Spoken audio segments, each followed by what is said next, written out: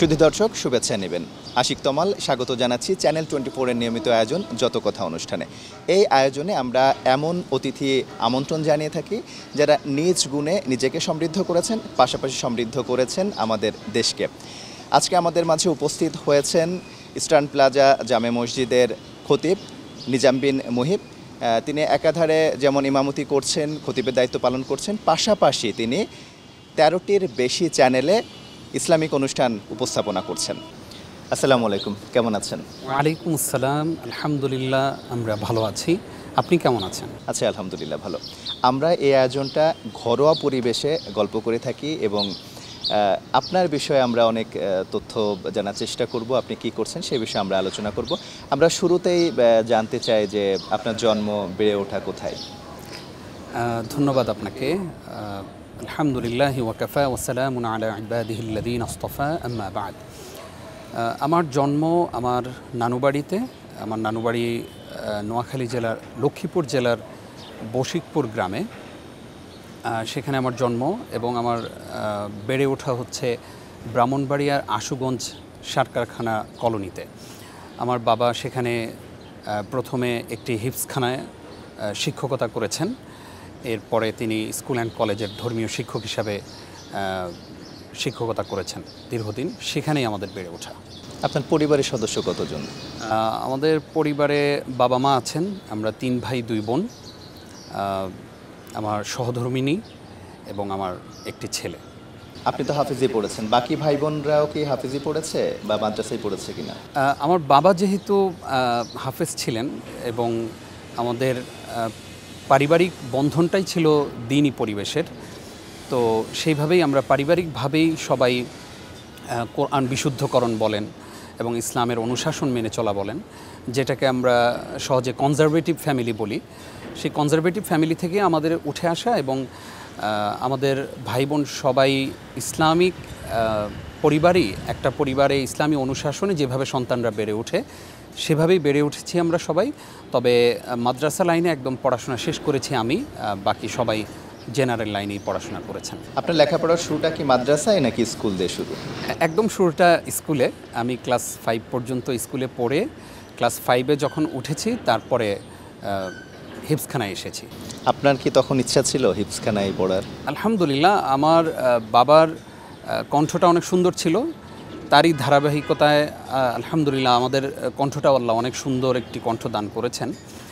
তো সেই জন্য সবসময় বাসায় গুনগুন করে তিলাওয়াত করতাম, ইসলামী সঙ্গীত গাইতাম। একটা স্বপ্ন ছিল যে মাদ্রাসার হিফজখানার ছেলেরা যেভাবে সুন্দর করে তিলাওয়াত করে, তারাবি পড়ায়, স্বপ্ন ছিল যে আমিও একদিন হাফেজ হব। আপনার হাফেজিতে কত বছর লেগেছিল? আমার সর্বমোট 3 বছর লেগেছে। আমি হাফেজি শুরু করেছি ব্রাহ্মণবাড়িয়া দারুল আরকাম মাদ্রাসায় এবং শেষ করেছি আশুগঞ্জ ফার্টিলাইজার বা আশুগঞ্জ সার কারখানা হাফেজিয়া মাদ্রাসায়। এটা কি আপনার বাবার বদলির কারণে, মানে চাকরির বদলির কারণে? আমার বাবা আশুগঞ্জ ফার্টিলাইজারেই চাকরি করেন, কিন্তু আমি একটু দূরেই ভর্তি হয়েছিলাম প্রথমে। এরপরে আশুগঞ্জ ফার্টিলাইজারে সেখানেই আমি হিফজটা শেষ করি এবং সেখান থেকেই হিফজ সম্পন্ন করে এরপরে অন্য জায়গায় পড়াশোনা করি। 30 পারা কোরআন মুখস্থ করা তো নিঃসন্দেহে অনেক কঠিন। তো সেই সময়কার কোনো স্মৃতি একটু জানতে চাই, কতটা চ্যালেঞ্জিং ছিল? সত্যি চ্যালেঞ্জিং। 30 পারা কোরআন আল্লাহর রহমত না থাকলে কখনোই মুখস্থ রাখা সম্ভব না। আমাদের চ্যালেঞ্জটা ছিল এরকম যে আমরা যখন পড়াশোনা করেছি তখন আমাদের সাথে যারা ছিলেন তারা প্রত্যেকেই ভালো স্টুডেন্টস ছিলেন এবং আমাদের মধ্যে একটা প্রতিযোগিতা ছিল। আমার কাছে এখন মনে হয় যে আমি ওই প্রতিযোগিতায় সবচেয়ে পেছনে ছিলাম। আমার অন্যান্য সাথীরা, আমার অন্যান্য বন্ধুরা, তারা আমার থেকে অনেক দূর এগিয়ে গেছেন এবং অনেক ভালো পড়াশোনা তারা করতেন, রাত জেগে তাহাজ্জুদ পড়তেন। চেষ্টা করতাম আমরাও। তবে এটা সত্য যে ছোটোবেলায় একটু দুষ্ট ছিলাম, পড়াশোনা একটু কম করতাম। এরপরে আমাদের উস্তাদরা আমাদেরকে শাসন করতেন, হাসি মুখে সেই শাসন আমরা মেনেও নিতাম। তবে পড়াশোনাটা গ্যাপ করিনি আর কি, চেষ্টা করেছি যে আমাকে এটা শেষ করতেই হবে। আচ্ছা, একটা বিষয় আমি আমার ছোটোবেলায় খেয়াল করেছি যে স্কুলে আমাদের সাথে যারা ভালো করতো না, খারাপ স্টুডেন্ট বা বাবা মায়ের কথা ঠিকমতো শোনে না, একটু দুষ্টু প্রকৃতির, দেখা গেছে যে ঠিকমতো পড়ালেখা করছে না, তাদের দেখা যাচ্ছে স্কুল থেকে ছাড়িয়ে মাদ্রাসায় ভর্তি করে দিত বা এই হাফিজি পড়তে ভর্তি করে দিত। আসলে এটা কতটা ঠিক, মানে যারা স্কুলেই ঠিকমতো পড়তে পারে না তাদের পক্ষে আসলে কতটা সম্ভব এই পবিত্র কোরআন 30 পারা মুখস্থ করা? এটা আমরা যেমনটি শুরুতে বলেছি যে আল্লাহর রহমত ছাড়া আসলে কোনোদিন সম্ভব না। আমরা অনেক সময় সন্তানকে নিয়ে স্বপ্ন দেখি যে আমার সন্তানকে আমি হাফেজ বানাবো, আলেম বানাবো। অনেক সময় সন্তানের উপর বোঝা চাপিয়ে দেই যে তোকে পড়তেই হবে। সন্তানের একদিকে বয়স নষ্ট হচ্ছে, একদিকে সন্তান পড়াশোনা করছে না, দুষ্টুমি করছে, এবং এমন হয় যে সন্তানরা পরে এমনটাই বিগড়ে যায় যে পরে না হয় স্কুলের পড়াশোনা, না হয় মাদ্রাসার পড়াশোনা, পরে একদম বকে যায় সন্তানরা। তো আমরা আমাদের গার্ডিয়ানদেরকে, আমাদের বাবা মাদেরকে, পরিবারের সদস্যদেরকে আমরা বলতে চাই যে আসলে এইরকম জোর জবস্তি করে আসলে মাদ্রাসায় পড়ানোর কোনো প্রয়োজন নাই, এবং এটা ফরজও না। একটা ছেলেকে হাফেজ হতেই হবে এইরকম না। আমরা স্বপ্ন দেখতে পারি, সেই স্বপ্নটাকে লালন করতে পারি, সেই স্বপ্নটাকে পরিচর্যা করতে পারি, তবে আমাদের সন্তানদের উপর আমরা যেন বোঝা চাপিয়ে না দিই। এটার দ্বারা যেটা হয় যে পরবর্তীতে ওই সন্তান হিপস পড়লেও সেটা আর মনে রাখতে পারে না, ভুলে যায়, পরবর্তীতে সেই অনুযায়ী আর জীবনকে গঠন করতে পারে না। তার মানে সন্তানকে জোর করে আসলে হাফিজি পড়ানো ঠিক হবে না বা মাদ্রাসায় পড়তে দেওয়াটা ঠিক হবে না। তার ইচ্ছা মতো বা তার ধারণ ক্ষমতা যতটুকু তাকে সেই মোতাবেক আসলে পড়তে দেওয়া উচিত।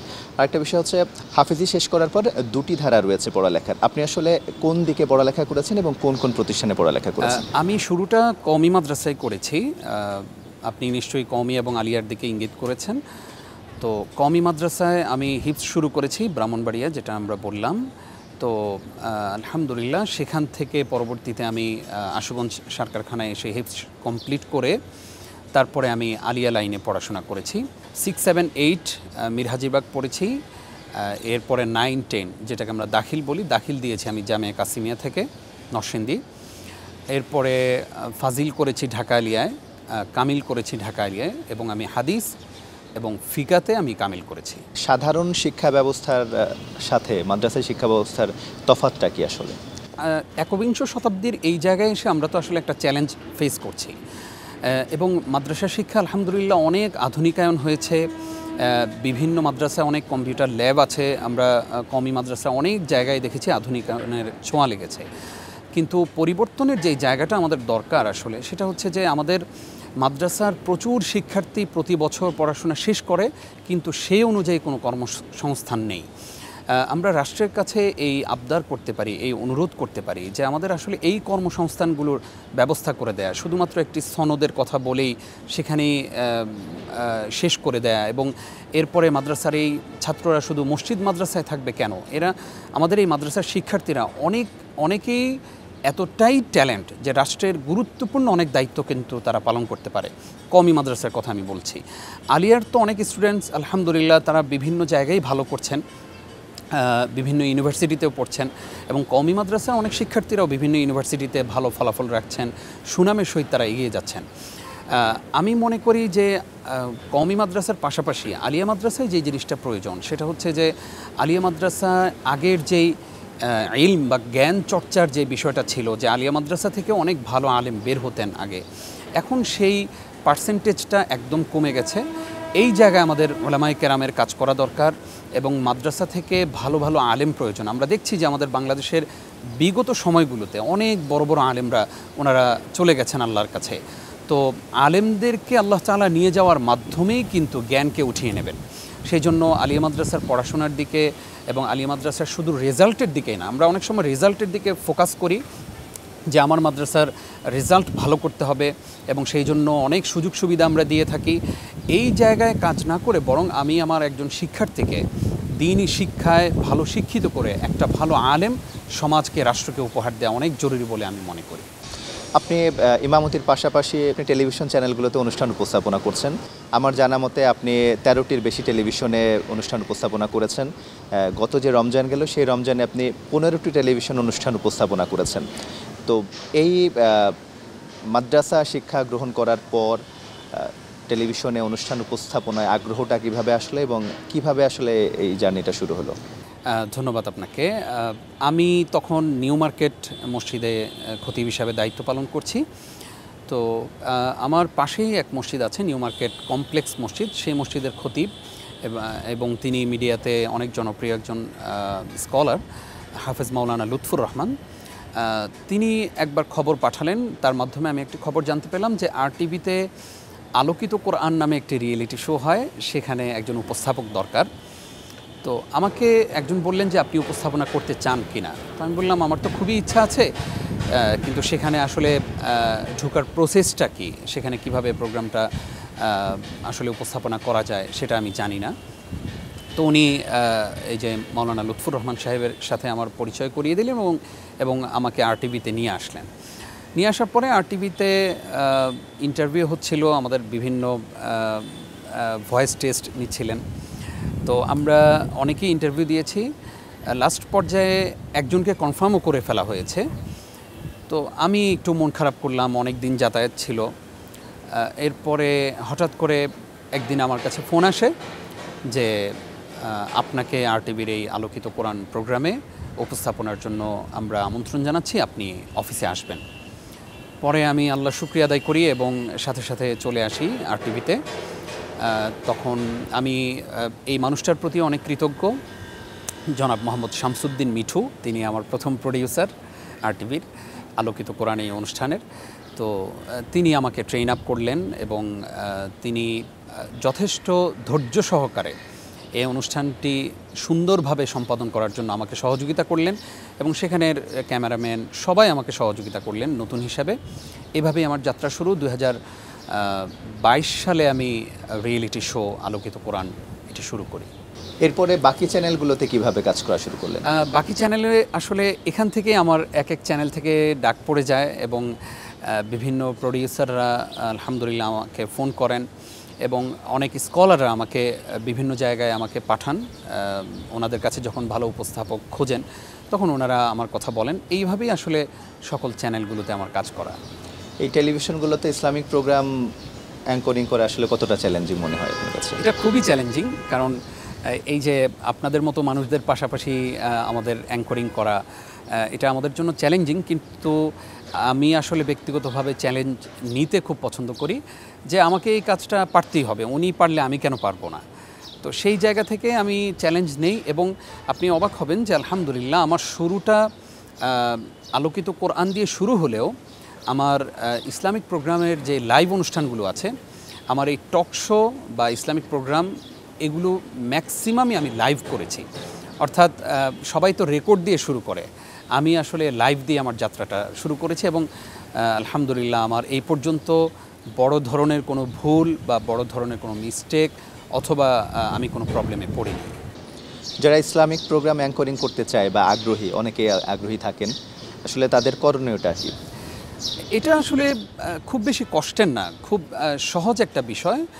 আমাদের প্রমিত উচ্চারণ এবং সেই সাথে সাবলীল ভাষায় কথা বলার যোগ্যতা অর্জন, এরপরে পৃথিবীর সকল বিষয় নিয়ে প্রায় একটু ধারণা থাকা এবং প্রতিদিন যে সংবাদগুলো প্রচার হচ্ছে, আজকে দেশে কি ঘটছে সেই বিষয়ে একটু সচেতন থাকা, সমাজ এবং দেশ নিয়ে ভাবনা, এই সবগুলো মাথায় থাকলে ইনশাআল্লাহ খুব সহজ হয়ে যাবে একটি প্রোগ্রাম, সুন্দর একটি নান্দনিক প্রোগ্রাম জাতিকে উপহার দেয়া। আমরা তো টেলিভিশনের বিষয়টা জানলাম, এবার একটু অন্য বিষয়ে আমরা আলোচনা করতে পারি। সামনে পবিত্র হজ, কুরবানি, একটু কুরবানি নিয়ে আলোচনা করি, তারপর আমরা হজ নিয়ে আলোচনা করব। তো যারা কুরবানি করে তাদের আসলে কোন ভুলের কারণে কুরবানি নষ্ট হয়ে যেতে পারে? খুবই গুরুত্বপূর্ণ একটি প্রশ্ন। আমরা ধীরে ধীরে কোরবানির দিকে এগুচ্ছি। কোরবানির সময় আমরা যেই ভুলটা করবই না কেউ, সেটা হচ্ছে আমাদের প্রথমেই যেন নিয়তের কোনো গড়মিল না থাকে। অর্থাৎ প্রথম যেটা জরুরি সেটা হচ্ছে নিয়তের বিশুদ্ধতা। আমাদের অনেকেরই নিয়তের এই বিশুদ্ধতার জায়গায় অনেক ঘাটতি থাকে।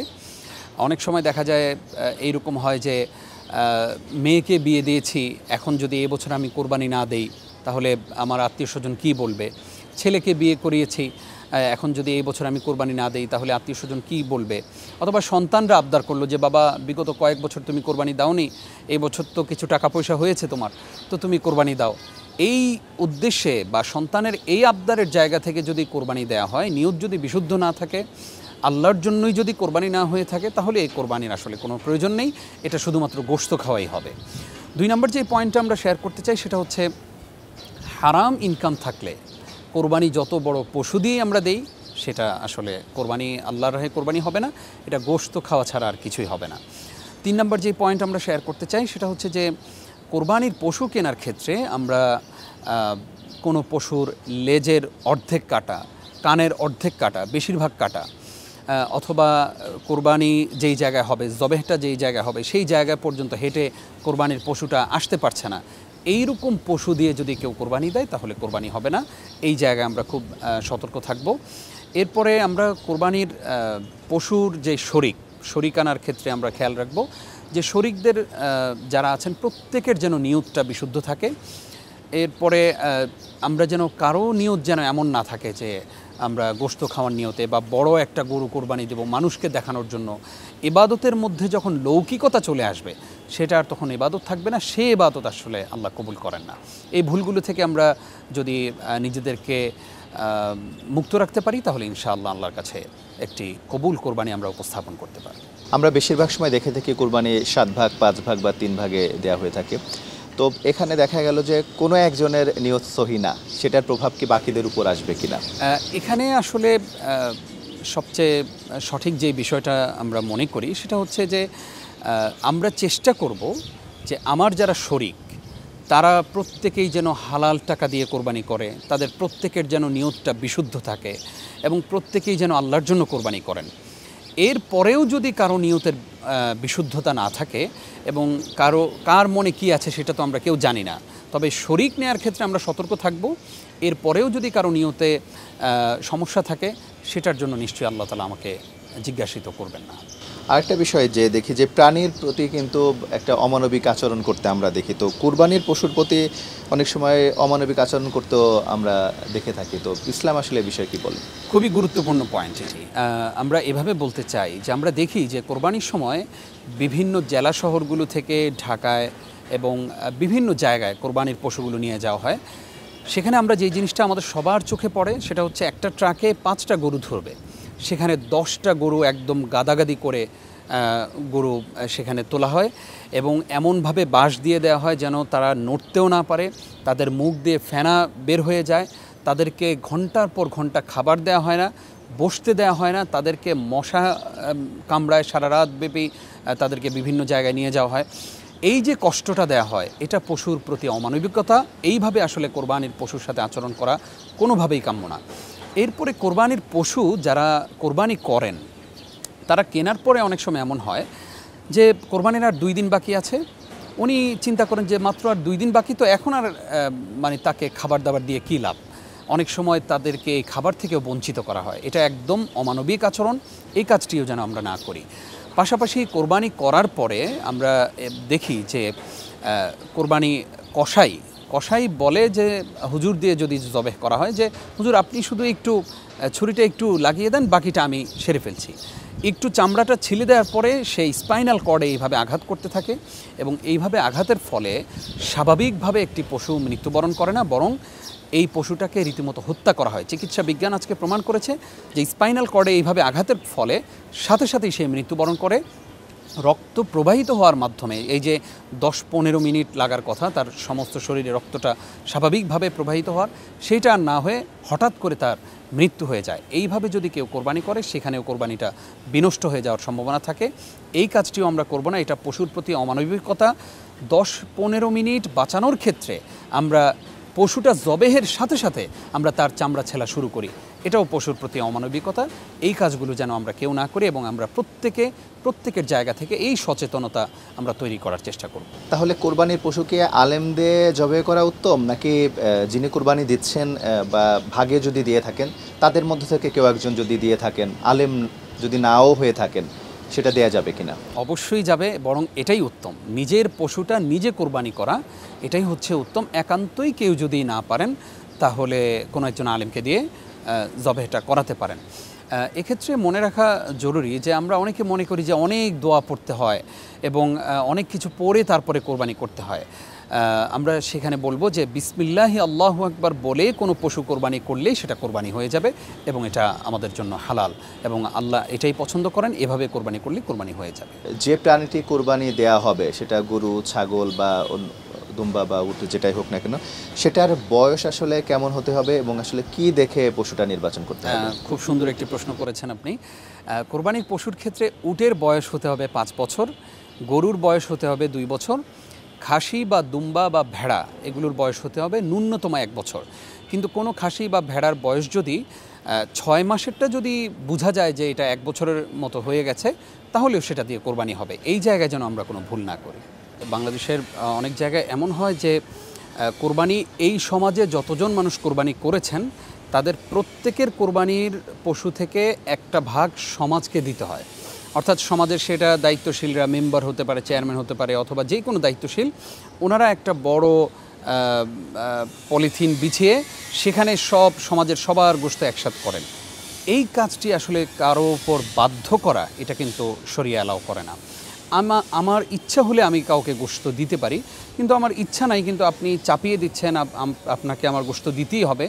এবং সেই গোশতটা যেটা করে যে সমান ভাগ করে এই সমাজের ঘর কতগুলো, সেখানে ধনীও থাকতে পারে, গরিবও থাকতে পারে, সেখান থেকে একটা ভাগ ধনীকেও দেওয়া হয়, গরিবকেও দেওয়া হয়, মসজিদের ইমাম সাহেবের জন্য গোশত তোলা হয়, সেই গোশত দেওয়া হয়। এইভাবে আসলে গোশত বন্টন করার ব্যাপারে ইসলাম কোনো নির্দেশনা আমাদেরকে দেয়নি।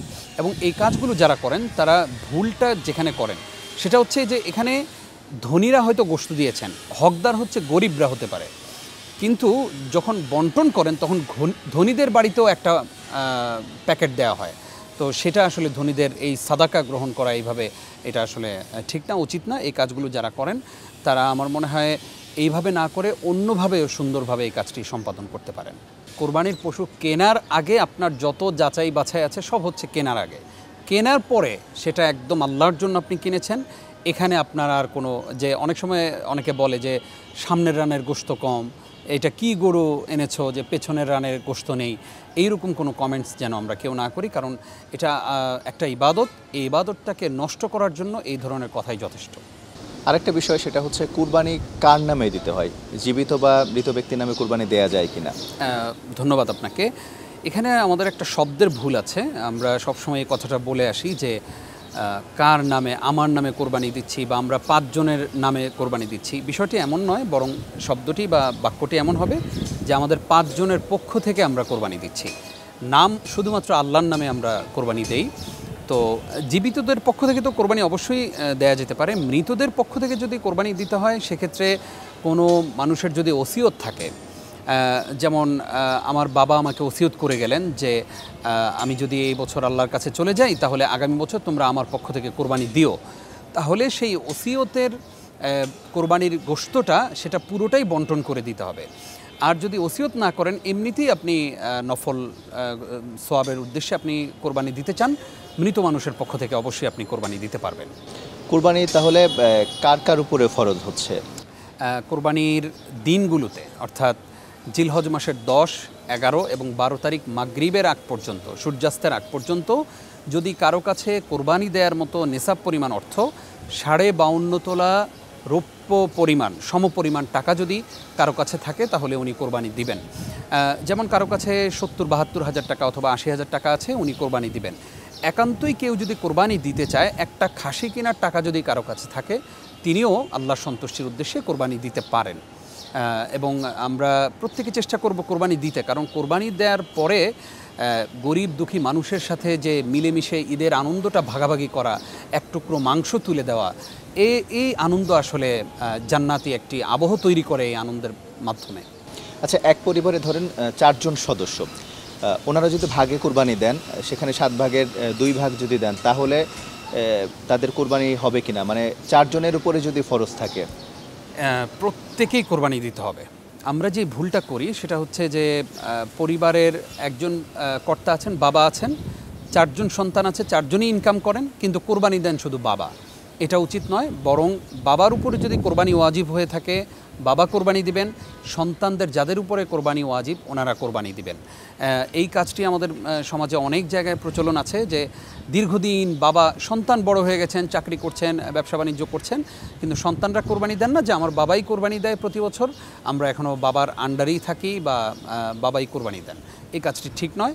যিনি ইনকাম করছেন, যারই সামর্থ্য আছে, তিনি কোরবানি করবেন। আমরা অনেক সময় দেখি যে ঋণগ্রস্ত কিন্তু কোরবানি ফরজ, তিনি কোরবানি দিচ্ছেন, অনেক বড় বড় পশু দিচ্ছেন, এ বিষয়ে ইসলাম কি বলে?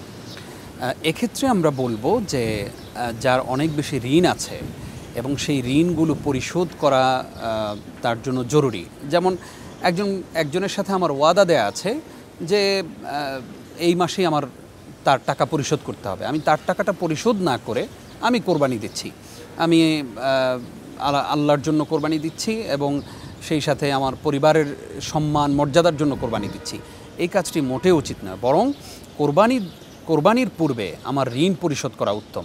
পাশাপাশি এই কথাও আমাদের স্মরণে রাখতে হবে যে কোরবানি আমরা করব আল্লাহর জন্য, এবং ঋণ যে আমার রয়েছে সেই ঋণটা যদি এই মাসে পরিশোধ করতে না হয় এবং ঋণের চাপ যদি না থাকে যে আমাকে পরিশোধ করতেই হবে, এইরকম চাপ না থাকলে আমি অবশ্যই ঋণের দোহাই দিয়ে যেন আবার কোরবানি থেকে বিরত না থাকি।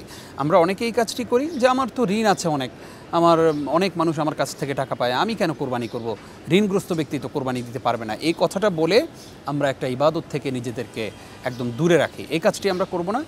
ঋণের যদি অধিক চাপ থাকে এবং ঋণ পরিশোধ করতেই হবে তাহলে আমরা ঋণ পরিশোধ করব, আর যদি চাপ না থাকে সেটা যে কোনো সময় আমি অন্য বছরের যে কোনো সময় পরিশোধ করার সুযোগ পাবো, তাহলে অবশ্যই যেন আমি কোরবানি করি। একটা বিষয় আমরা খেয়াল করে থাকি যে কোরবানির সময় দেখা যাচ্ছে যে বাচ্চার আকিকাও দেওয়া হচ্ছে একই সাথে, সেটার নিয়মটা কি? আকিকার জন্য আমরা কেন কোরবানি পর্যন্ত অপেক্ষা করব? আকিকা কোরবানির জন্য বা কোরবানির ঈদের দিন পর্যন্ত অপেক্ষা করবে ওই পরিবার, ওই সন্তানের বাবা যেই সন্তান কোরবানির ঈদের আগের 7 দিন আগে জন্মগ্রহণ করেছে। আমরা ভুল করি যেটা, 1 বছর আগে সন্তান জন্মগ্রহণ করেছে তার কোনো আকিকা আমরা দেই না, কোরবানি কবে আসবে সেই দিনের জন্য অপেক্ষা করি। এটা আমাদের একটা ভুল প্র্যাকটিস। রাসূল সাল্লাল্লাহু আলাইহি সাল্লাম সন্তানের আকিকা দিতে বলেছেন 7 দিনের দিন। আমরা যদি 7 দিনের দিন না পারি তাহলে 14 দিনের দিন দেব, 14 দিনের দিন না পারলে 21 দিনের দিন দেব, এর বেশি আমরা লেন্দি করব না। আমরা অনেক সম্পদশালী, অনেক অর্থবিত্ত আছে এমন পরিবারকেও দেখেছি সন্তান 1 বছর আগে জন্মগ্রহণ করেছে, সেই সন্তানের আকিকা কোরবানির সময় দেয়া হয়।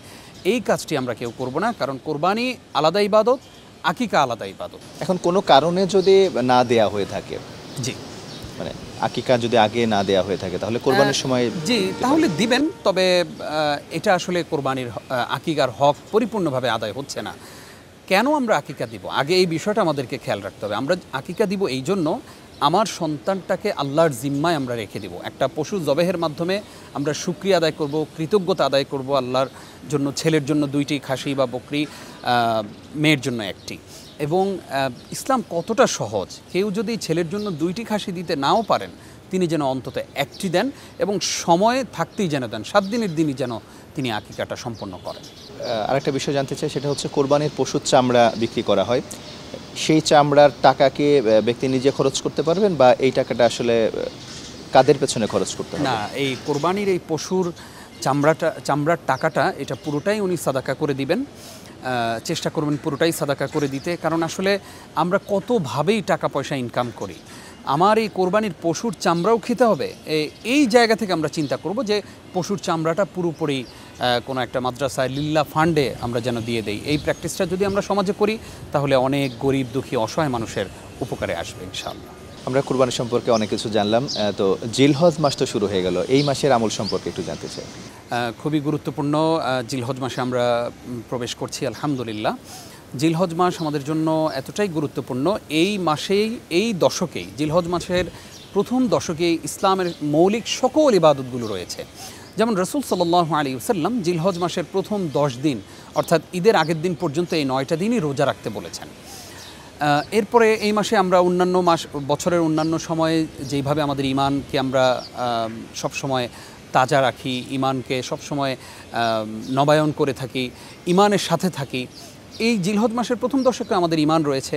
এরপরে রয়েছে সালাত, নামাজ রয়েছে। জিলহজ মাসের প্রথম দশকে আমরা নামাজ আদায় করি।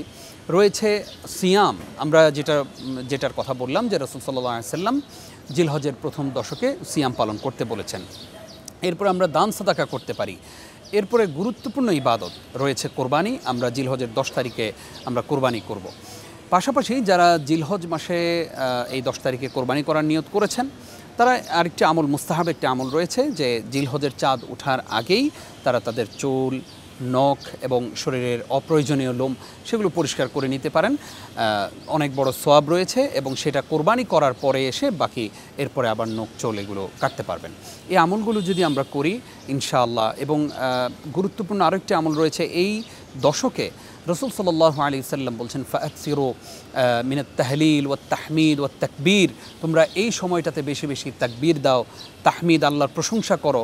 আমরা হাজী সাহেবরা যেই তাকবীরটা দেন আল্লাহু আকবার লা ইলাহা ইল্লাল্লাহু আল্লাহু আকবার ওয়ালিল্লাহিল হামদ, এটা পড়তে পারি। এই দোয়াকে এই 10 দিনই পড়বে? এই 10 দিন আমরা এটা প্র্যাকটিস করতে পারি, এবং এর বাইরেও সুবহানাল্লাহ, আলহামদুলিল্লাহ, আল্লাহু আকবার, ইস্তিগফার আমরা বেশি বেশি করতে পারি এই দশকে। আরেকটা বিষয় হচ্ছে পবিত্র হজ সামনে, হজ নিয়ে একটু আলোচনা করি যে হজ কখন ফরজ হয় একজন মানুষের উপর?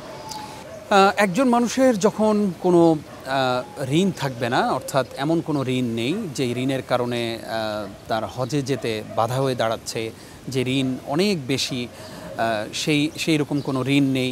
এবং রাসূল সাল্লাল্লাহু আলাইহি ওয়াসাল্লামের মাধ্যমে আল্লাহ তাআলা কুরআনুল কারীমে আমাদেরকে জানাচ্ছেন ওয়ালিল্লাহি আলান নাসি হিজ্জুল বাইতি মান ইসতাতা ইলাইহি সাবিলা, অর্থাৎ যার সামর্থ্য আছে পরিবারের মৌলিক সকল চাহিদা সম্পূর্ণ করার পরে উনি হজে যাবেন, এই খরচটা ওনার কাছে আছে। হজ থেকে আবার পরিবারের কাছে ঠিকমতো আসতে পারবেন, সেই খরচটা ওনার কাছে আছে। এবং এই যে 40 দিন 45 দিন উনি হজের সফরটাতে উনি থাকছেন, ওনার পরিবারের সকল খরচগুলো আছে, সেই রকম কোনো ব্যক্তি যখন তার এই আর্থিক সচ্ছলতা থাকবে তার উপরই হজ ফরজ। এবং আমাদের সমাজে অনেক অর্থবিত্ত সম্পদশালী ব্যক্তি আছেন যারা অনেক নেক আমল করেন কিন্তু এই হজটা করেন না। আমরা আপনার এই অনুষ্ঠানের মাধ্যমে আমাদের সেই ভাইদের কাছে, সেই বোনদের কাছে এই বিনীত আবদার রাখতে চাই, যাদের উপর হজ ফরজ, যদি আপনি এই হজ না করে মৃত্যুবরণ করেন তাহলে একটি ফরজ ইবাদত আপনি লঙ্ঘনের দায়ে কিন্তু আল্লাহর আদালতে আপনার প্রশ্নের সম্মুখীন হতে হবে। এটা তো আমরা সম্পদের বিষয়ে জানলাম, বয়সের কোনো বাধা ধরা বিষয় আছে কিনা যে এত বছর বয়স হলে হজ করতে হবে? আপনাকে অসংখ্য ধন্যবাদ। বয়সের বিষয়টা আপনি বলেছেন। আমি মনে করি যে হজটা আসলে যুবক থাকতেই, যেই সময় শরীরে শক্তি রয়েছে সেই সময় হজটা সম্পন্ন করা। আমি যতদূর জানি আপনি হজ সম্পন্ন করেছেন আলহামদুলিল্লাহ। আপনি তো এতক্ষণ আমাকে প্রশ্ন করেছেন, আমি এবার আপনাকে একটা প্রশ্ন ছুড়ে দিতে চাই। সেটি হচ্ছে যে আপনি যে এই যে অল্প বয়সে, এই যে ইয়াং সময়টাতে আপনার এই উদ্যম যৌবনে আপনি হজ সম্পন্ন করেছেন, আপনার সেই অভিজ্ঞতা যদি আমাদের দর্শকদের সঙ্গে আপনি শেয়ার করতেন। আমি সংক্ষেপে একটু বলতে চাই যে আমার কাছে মনে হয়েছে যে অল্প বয়সে হজ করা উচিত যাদের হজ ফরজ হয়েছে। এবং আরেকটা বিষয় আমরা খেয়াল করে থাকি যে বাবা মাকে অনেক বয়স হয়ে গেলে হজে পাঠানো হয় এবং সাথে কেউ যান না, শুধুমাত্র বৃদ্ধ বাবা মাকেই পাঠানো হচ্ছে। এবং আমি যেটা খেয়াল করেছি ওখানে কিন্তু তাপমাত্রা অনেক বেশি থাকে। গত বছর কিন্তু 45 থেকে 50 ডিগ্রি তাপমাত্রা ওঠানামা করেছে এবং এত পরিমাণ মানুষ একসাথে চলাফেরা করে, ওনাদের কিন্তু একা চলাটা খুব কষ্টকর হয়ে যায়। তো আমার পরামর্শ যেটা থাকবে যে যাদের বাবা মার চলাফেরার সক্ষমতা কম, হেঁটে চলাফেরা করতে পারেন না, হুইল চেয়ারে চলাফেরা করতে হয়, সেখানে 2 জন বয়স্ক মানুষকে যদি হজে পাঠানো হয় তাহলে কে কাকে সামলাবে? কারণ নিজের অনেক ধর্মীয় কাজ ওখানে পালন করতে হচ্ছে এবং খুবই কষ্টসাধ্য এবং প্রচণ্ড গরম। সেইখানে করণীয় হচ্ছে যে বাবা মার সাথে অবশ্যই কি বলা যায়, স্ট্রং একজন পার্সনকে পাঠাতে হবে, সেটা সন্তান হোক বা পরিবারের অন্য যে সদস্য যাদের হজে যাওয়ার বৈধতা আছে তাদের বোধহয় পাঠানো উচিত। সেটা যদি সামর্থ্য না থাকে তাহলে হয়তো বা বাবার সাথে সন্তান যেতে পারেন বা মায়ের সাথে সন্তান যেতে পারেন, কিন্তু যাদের বাবা মায়ের সামর্থ্য নেই একই সাথে 2 জনকে পাঠানো উচিত হবে না, কারণ 2 জনই কিন্তু ভোগান্তিতে পড়ে যান ওখানে। আমরা যে ভুলটা করি, আমার মনে হয় এই সাবকন্টিনেন্টেই এই প্র্যাকটিসটা আছে, সেটা হচ্ছে যে আমরা সন্তানের উপর হজ ফরজ হয়েছে কিন্তু সন্তান নিজে হজ না করে বাবা মাকে পাঠায়। তখন চিন্তা করে যে এলাকার মানুষ কি বলবে, সমাজ কি বলবে। এই যে মানুষ কি বলবে এটাই কিন্তু আমাদেরকে পিছিয়ে দেয়। আমরা অনেক কাজ করতে পারি না যে লোকে কি বলবে, মানুষে কি বলবে। আপনার উপর হজ ফরজ হয়েছে, আমার উপর হজ ফরজ হয়েছে, আমি হজ করব, এটাই হচ্ছে ইসলাম। ইসলাম এটাই বলে। কিন্তু আমরা যখন সমাজের লোকদের ভয়ে নিজে হজ না করে বাবা মাকে পাঠাচ্ছি, তখন কিন্তু আমি আমার হজটাকে আর সম্পন্ন করতে পারলাম না, এবং এই অবস্থায় যদি আমি মৃত্যুবরণ করি তাহলে আমাকে কিন্তু আল্লাহর কাঠগড়ায় দাঁড়াতে হবে। ধরেন আমি হজ করতে যাব, আমার বাবার কিন্তু হজ করতে যাওয়ার সামর্থ্য নেই ধরলাম, এবং তিনি যদি আবদার করে বসেন যে আমি হজে যাব, তো সেই ক্ষেত্রে বাবাকে রেখে সন্তান যদি হজ করতে যায় সেটা আসলে কবুল হবে কিনা? এটাই উচিত আসলে। আমাদের সহানুভূতির জায়গা এবং আমাদের ভালো লাগার বা ভালোবাসার জায়গা, আমাদের বাবা মাকে আমরা উমরা করাবো, হজ করাবো, এটা আমাদের স্বপ্ন। কিন্তু আমার উপর যখন হজ ফরজ হবে তখন আমিই করব। আমরা যখন আমি না করে বাবাকে পাঠাই, বাবার উপর তো হজ ফরজ না, কারণ উনি সামর্থ্যবান না। আমি যেহেতু সামর্থ্যবান, এই ফরজ ইবাদতটা আমাকেই করতে হবে। ইসলাম প্রত্যেকটি ইবাদতের অ্যাকাউন্ট যার যার আলাদা আলাদা। এখানে এমন না যে আরেকজনের অ্যাকাউন্টের সোয়াবটা আমার এখানে আসবে, বা আমার টাকাটা তাকে দিয়ে দিলে সে হজ করলে আমি পরিপূর্ণ হজের সোয়াব পেয়ে যাব, আমার হক আদায় হয়ে যাবে, বিষয়টা এমন না।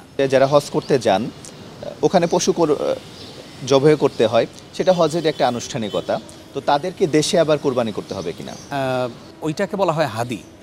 আর আমরা দেশে যারা নন হাজি যারা যেটা করেন সেটা হচ্ছে কোরবানি।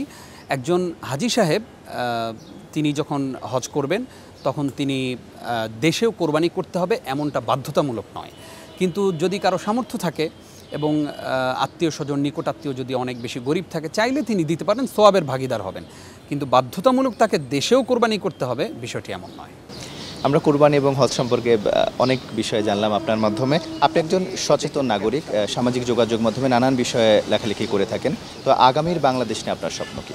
লাল সবুজের পতাকার এই দেশকে নিয়ে তো আমাদের প্রত্যেকেরই স্বপ্ন রয়েছে, এবং আমরা সেই স্বপ্ন বুনি, স্বপ্ন আঁকি, স্বপ্ন দেখি।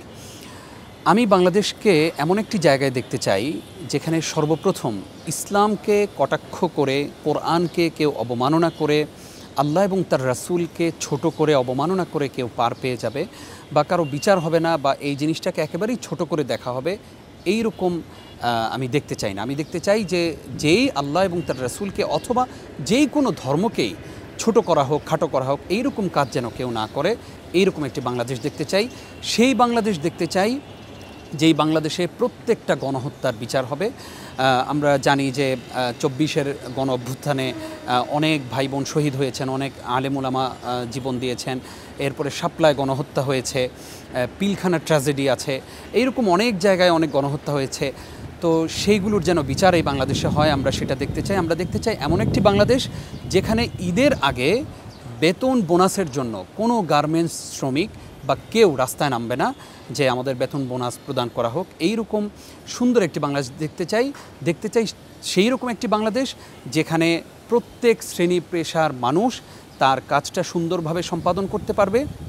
কেউ কাউকে তুচ্ছ-তাচ্ছিল্য করে ছোট করে কথা বলবে না, ছোট করে একটা স্ট্যাটাস দিবে না, ছোট করে তার ব্যাপারে একটা ভ্লগ তৈরি করবে না, কেউ কারো ব্যাপারে কুৎসা তৈরি করবে না। এইরকম একটি বাংলাদেশ, এবং প্রত্যেকে যেন প্রত্যেকের ন্যায্য অধিকারটা ফিরে পান, সেই রকম একটি বাংলাদেশ দেখতে চাই। সর্বোপরি আমি বলতে চাই এমন একটি বাংলাদেশ দেখতে চাই যেই বাংলাদেশে নারীরা তাদের সম্মানটুকু নিয়ে এই সমাজে বাঁচবে।